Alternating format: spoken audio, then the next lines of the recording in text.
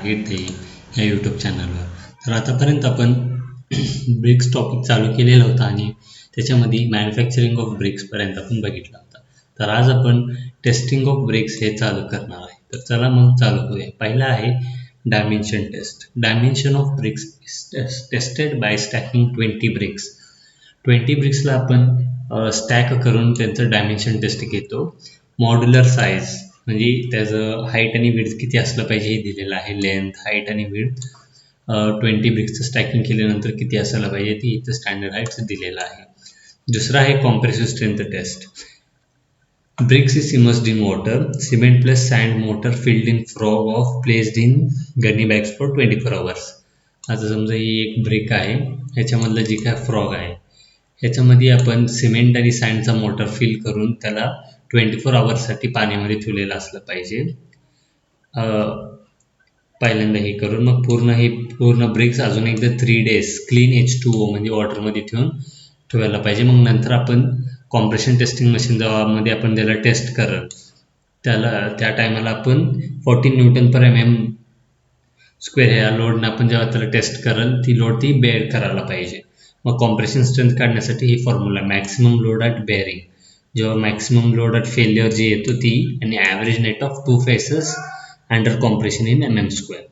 आपण 2 फेसेसचा ॲव्हरेज घ्यायचा, ती इथं खाली टाकायचं आणि जी काय मॅक्झिमम लोडला ब्रिक फेल होतं ती लोड डिवाइड केल्यावर आपल्याला compression strength in newton per MM square ब्रिकचा आपल्याला भेटून जाईल. तिसरा टेस्ट आहे वॉटर ऑब्झर्प्शन टेस्ट. ओव्हन, पहिला आपण ब्रिकला ओव्हन ड्राय करून घ्यायचा, मग त्याचं जी वेट आहे ती आपण W1 म्हणून कन्सिडर करून घ्यायचा आणि त्याच ब्रिकला 24 आवर्ससाठी कोल्ड वॉटरमध्ये इमर्स करायचा. नंतर ती काढून बाहेर W2 म्हणून त्याला वेट काढून घ्यायचं. ती वेट ऑफ सॅच्युरेटेड ब्रिक आणि weight of dry brick. W2 म्हणजे आपले वेट ऑफ सॅच्युरेटेड आहे, W1 म्हणजे ड्राय ब्रिक्सचं वेट आहे.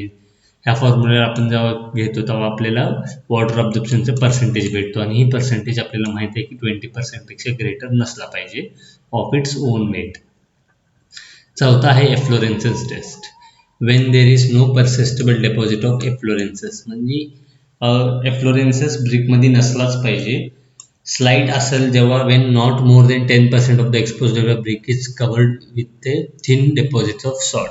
आपण स्लाइट जेव्हा म्हणतो जेव्हा थोडंसं सॉल्ट दिसतो, 10% ऑफ एरिया कव्हर नाही व्हायला पाहिजे ब्रिक्सचा, तेव्हा आपण त्याला स्लाइट म्हणतो. Moderate, when there is a heaviest deposit than under site and covering up to 50% of exposed area. 50% जर सॉल्ट कव्हर करत असेल ब्रिकच्या तर जर आपण मॉडरेट म्हणतो. Heavy, when there is heavy deposit of salts covering 50% or more of the exposed area of brick surface. 50% पेक्षा जास्त गेलं तर ती हेवी मध्ये कन्सिडर होतो. when there is a heavy deposit of salt accompanied by powdering and or faking by exposed surface. त्याच्यामध्ये पूर्ण BRICS असं एकदम पावडर फॉर्ममध्ये तुम्हाला असं हात लावले की पूर्ण पावडर लागल्यासारखं जसं लागतं तसं तुम्हाला एफ्लोरेन्सेसचे सॉल्ट डेपॉझिट तुम्हाला बघायला भेटेल सिरियस कंडिशनमध्ये. ही 5 टाईपचे आहेत, ही तुम्ही असं सायटिंग करूनच तुम्ही बघू शकता की 10% कव्हर आहे का 50% कव्हर आहे, त्याच्यानुसार तुम्ही ही कॅटेगराईज करू शकता. 5वा टेस्ट आहे रॅपिंग टेस्ट. कॉन्केव्ह रॅपेज आणि कॉन्व्हेक्स रॅपर. तुम्हाला माहितीच असेल की ही आहे कॉन्केव्ह रॅपिंग आणि ही कॉन्व्हेक्स रॅपिंग आहे. ब्रिक जर ह्या शेपमध्ये बेंट झाला असेल शेप ह्याच्यामध्ये तर त्याला आपण रॅपिंग टेस्ट म्हणतो.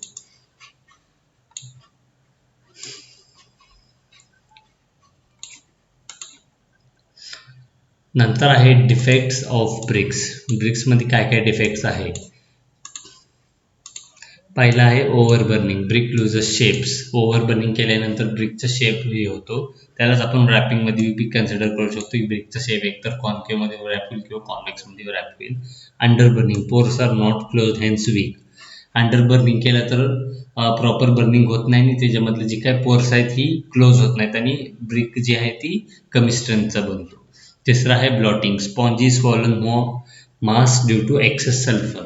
एक्सेस सल्फर झाल्याने ब्लॉटिंग असं हे तुम्ही इथं बघू शकता, हे असं ब्लॉटिंग झालेलं असं थोडंसं बाहेर आलेलं दिसतं तुम्हाला. Black core. Black core bituminous matter or carbon present in the brick. ही जी तुम्हाला ब्लॅक दिसतो असं, तर ह्याला ब्लॅक कोर म्हणतात. मग नंतर आहे efflorescence. White patches due to alkalis leaching out. ही तुम्हाला व्हाईट पॅचेस दिसतात ह्या ब्रिक मेशनरीवर, त्याला एफ्लोरेन्सेस म्हणतो. मग chuffs deformation occurs if rainfall water falls on hot bricks. जेव्हा आपण बर्निंग केल्यानंतर जेव्हा रेनफॉल पडतो तेव्हा जी डिफॉर्मेशन फॉर्म होतो ब्रिक्समध्ये त्याला आपण चफ्स म्हणतो. Lumps of lime causes volume change by observing moisture. Checks म्हणजे काय, जेव्हा एक लाईमनं व्हॉल्यूम चेंज करतो ब्रिकला त्याला आपण चेक्स म्हणतो. मग नंतर आहे spots due to sulphide dark spots on surface. तुम्ही बघू शकता स्पॉट्स कसं दिसतात, ही ड्यू टू सल्फाईड अटॅकमुळे होतं. नंतर आहे blisters due to trapping of air. Air trap झाले की ही जी काय आहे ही असं डायरेक्टली सेपरेटली तुमच्या असं बाहेर पडतो. Lamination entrapped air inwards form of clear thin lamina or surface. Blisters आणि लॅमिनेशन मध्ये दोन्ही सुद्धा एअर ट्रॅप झालेलं असतं आणि जेव्हा आपण बाहेर काढतो ती असं टाईपमध्ये फेल्युअर होतं त्याचा. इथं तुम्ही बघू शकता चफ्स. रेनफॉल हॉट ब्रिक्समध्ये जेव्हा रेनफॉल पडेल तेव्हा अशा टाईपचे तुम्हाला क्रॅक बघायला भेटतील.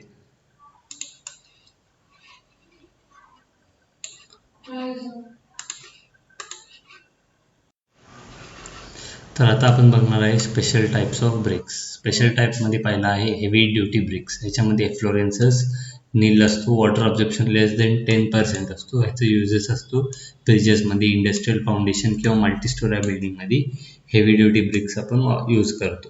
तुम्ही इथं पिक्चरमध्ये बघू शकता की हेवी ड्युटी ब्रिक्स कसं दिसतो.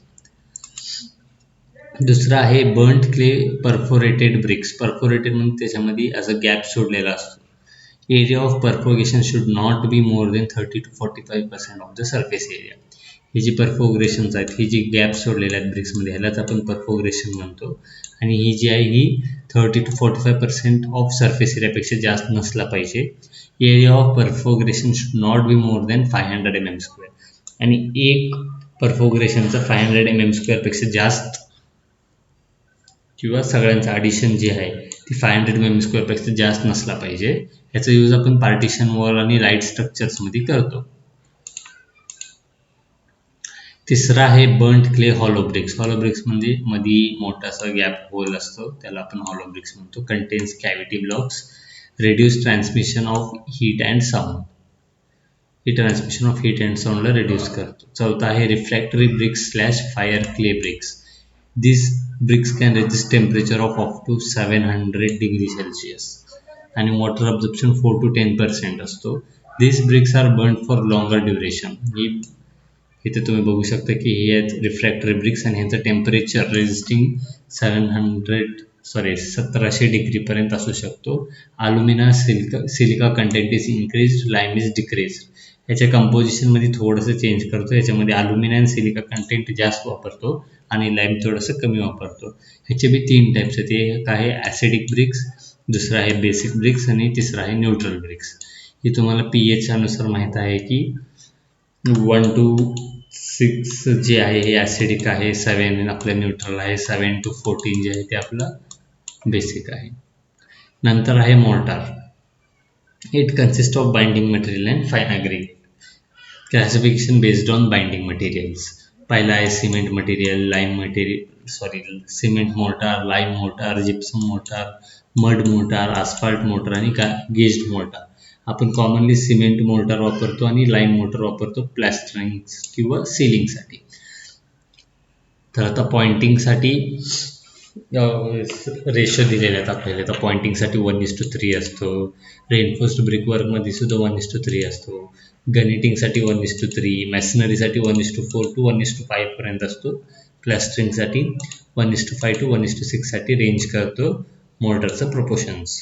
स्पेशल टाईप ऑफ मोटर्स काय, fire resistant mortar, light weight mortar, packing mortar, sound observing mortar, X-ray shielding mortar. हे तुम्हाला नावं लक्षात राहिले तरी बास. जास्त करून तुम्हाला सिमेंट मोटार आणि लाईम मोटार ही तुम्हाला एस्टिमेशनमध्ये ही काढावं लागेल, क्वांटिटीज काढायला लागेल. बाकी काय यांचं जास्त उपयोग नाही. तुम्हाला फक्त माहीत पाहिजे की टाईप्स ऑफ मोटार असलं पाहिजे आणि स्पेशल टाईप्स ऑफ मोटार काय काय आहे.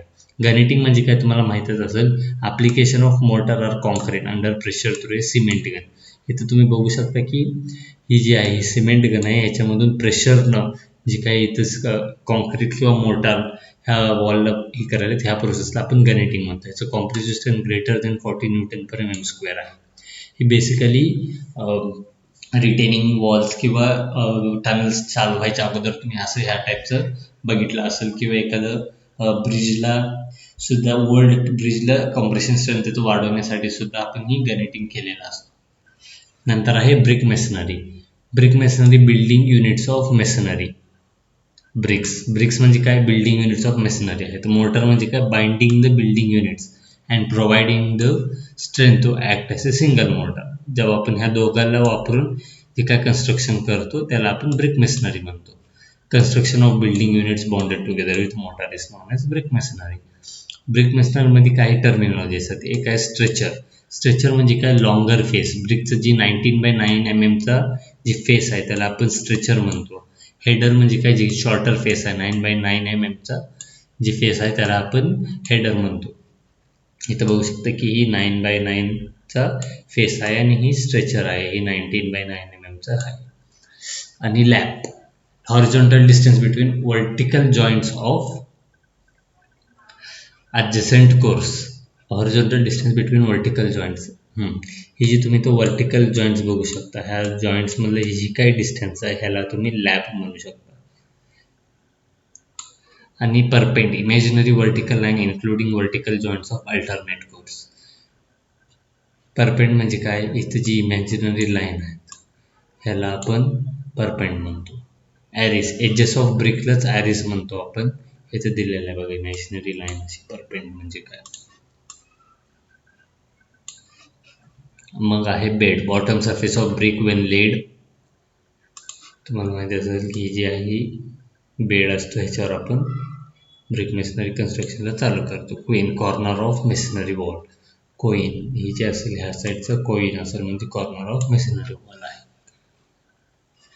क्लोजर, क्लोजर म्हणजे काय, when brick are cut along the length. मग ब्रिकला जेव्हा आपण एका लेंथनी कट करेल त्याला आपण क्लोजर म्हणतो. ही बघू शकता, ही क्वीन क्लोजर आहे, ही क्वार्टर क्वीन क्लोजर आहे, ही हाफ क्वीन क्लोजर आहे.